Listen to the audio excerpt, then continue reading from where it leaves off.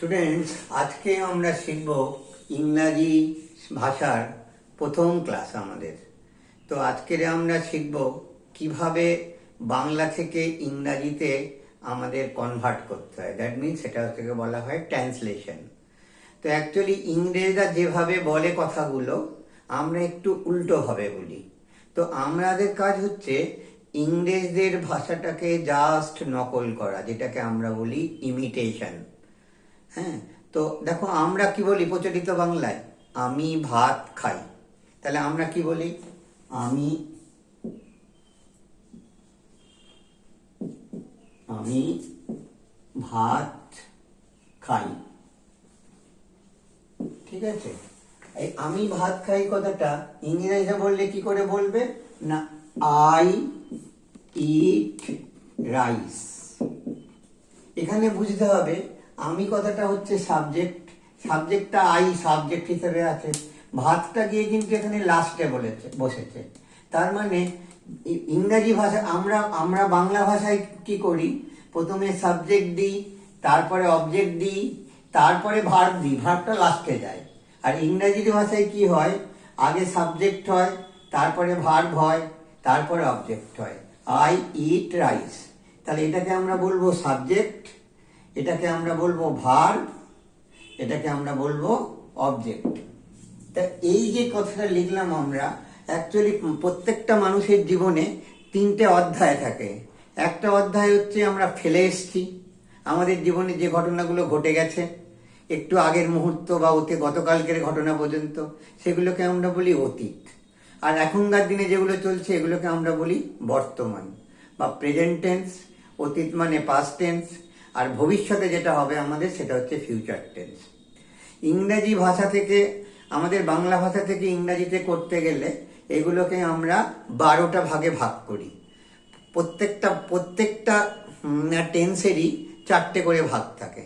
একটা হচ্ছে ইনডেফিনিট বা সিম্পল, মানে present indefinite, present continuous, present perfect, present perfect continuous. Similarly পাস্টেরও হবে past indefinite, past continuous, past perfect continuous. আবার ফিউচারেরও হবে ইনডেফিনিট, কন্টিনিউয়াস, পারফেক্ট কন্টিনিউয়াস। তাহলে এই প্রত্যেকটা টেন্সের যদি এই 4টে করে ভাগ থাকে তাহলে হলো আমাদের 12টা ভাগ।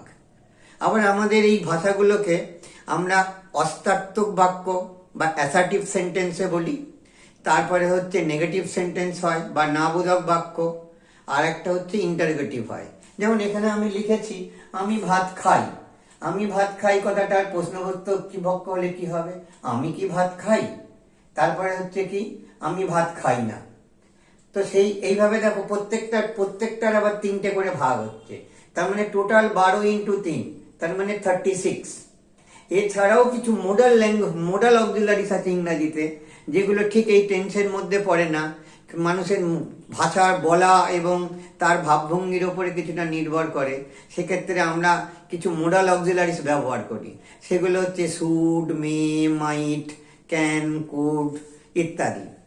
তো সব মিলিয়ে মোটামুটি একটা কথাকে আমরা 50 রকম ভাবে বলতে পারি।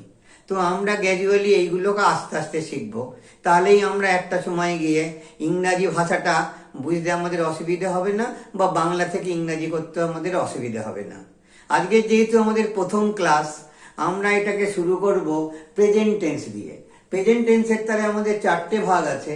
প্রথম ভাগটা হচ্ছে যেটা আমি এখানে করেছি, এটাকে আমরা বলি প্রেজেন্ট ইনডেফিনিট টেন্স।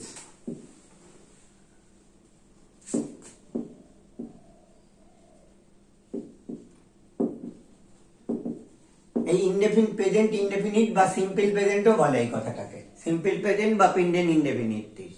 তো এটাকে তাহলে আমরা কি লিখলাম, আমি ভাত খাই, আই ইট রাইস। শুধু এখানে একটা কথা মনে রাখতে হবে, কর্তা যদি কখনো মানে subject third person singular number হয় তখন ভার্বের সঙ্গে এস বা ইএস যুক্ত হবে। যেমন এখানে আমি কি বলেছি, আমি ভাত খাই, আমি ফার্স্ট পারসন, তোমরা হয়তো জানো আমরা ফার্স্ট পারসন, ইউ মানে তুমি, তোমরা হচ্ছে সেকেন্ড পারসন, আর বাদ বাকি যা থাকবে থার্ড পারসন। তাহলে এখানে আমি কি বললাম, থার্ড পারসন সিঙ্গুলার নাম্বার। এবারে আমি লিখছি সে ভাত খায়,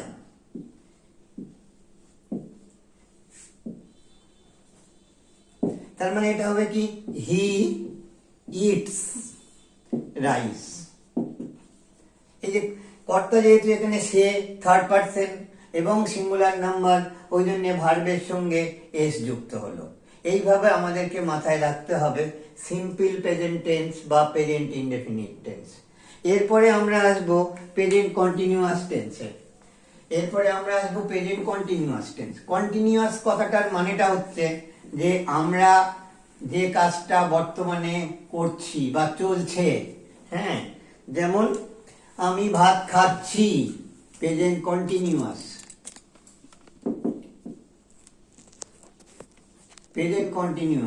মানে আমি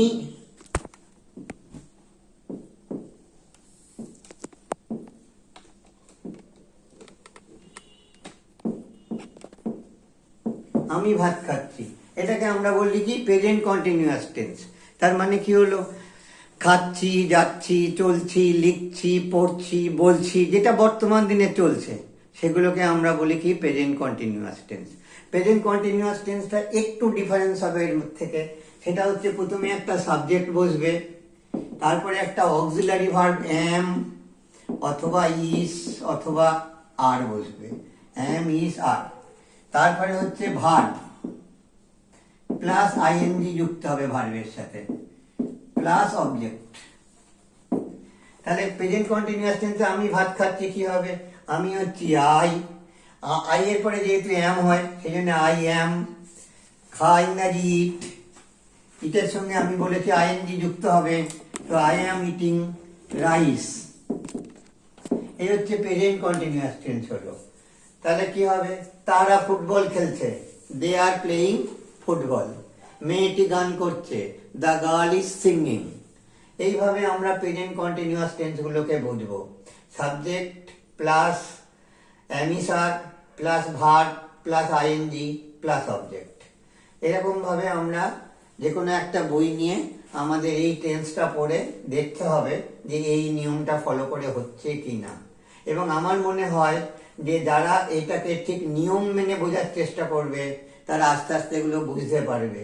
এখানে আন্দাজ করার কোনো জায়গা নেই, জাস্ট শুধু you have to follow the rule, মানে আমাদেরকে নিয়মটা মেনে চলতে হবে।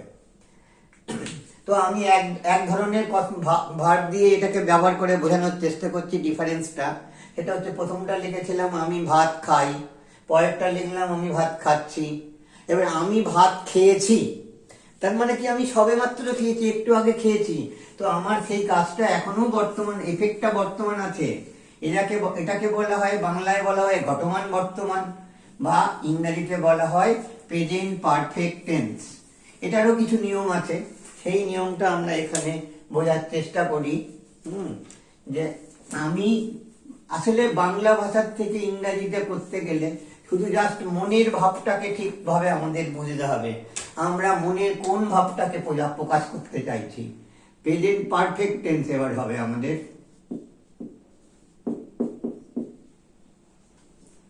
প্রেজেন্ট পারফেক্ট টেন্স মানে ঘটমান বর্তমান, যে কাজটা একটু আগে হয়ে গেছে। বাড়ি থেকে এসে জিজ্ঞেস করলে, হ্যাঁ তোর বাবা কোথায়, না বাবা বাজারে গেছে, তার মানে বাবা বাজারে গেছে এখনো আসেনি। মা ভাত রান্না করেছে, মানে জাস্ট করা হয়ে গেছে। আমি ভাত খেয়েছি, হ্যাঁ। আমার দাদা স্কুলে গেছে। তো ঠিক এইরকম ভাবে আর কি এগুলোকে হচ্ছে present perfect tense. Present perfect টেন্সের নিয়মটা একটু বলি। প্রথমে হচ্ছে সাবজেক্ট, তারপরে হচ্ছে হ্যাজ অথবা হ্যাভ হবে, হ্যাজ অথবা হ্যাভ। তারপরে ভিপিপি তার মানে ভার্বের past participle form plus object. একটা উদাহরণ নেওয়া যাক, আমি ভাত খেয়েছি।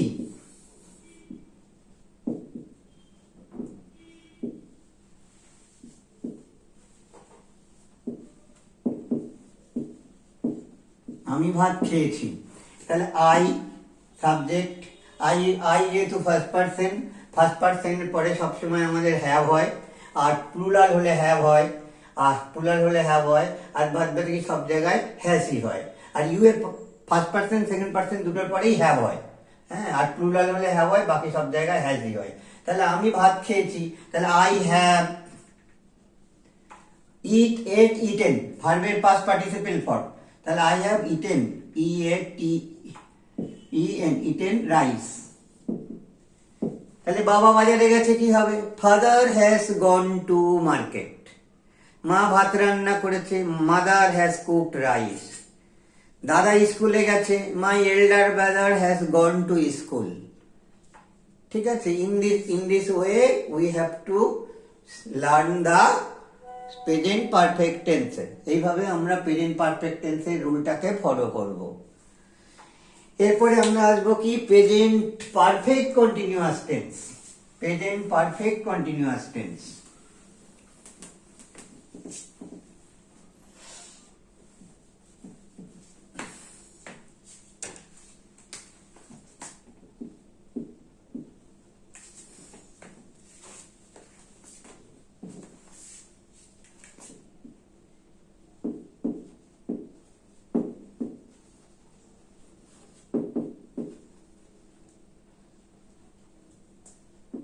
Present perfect continuous tense. Present perfect continuous টেন্সটার নিয়মটা কি হবে? সাবজেক্ট প্লাস ভার্ব,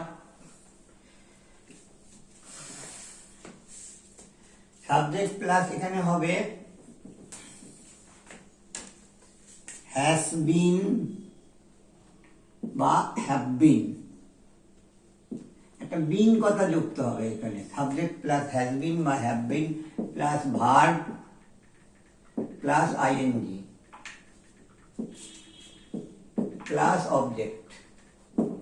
তাহলে এখানে কি হলো? আমি 1 ঘন্টা ধরে ভাত খাচ্ছি। হতেই পারে কোনো একটা বাচ্চা 1 ঘন্টা ধরে ভাত খাচ্ছে। আমি 1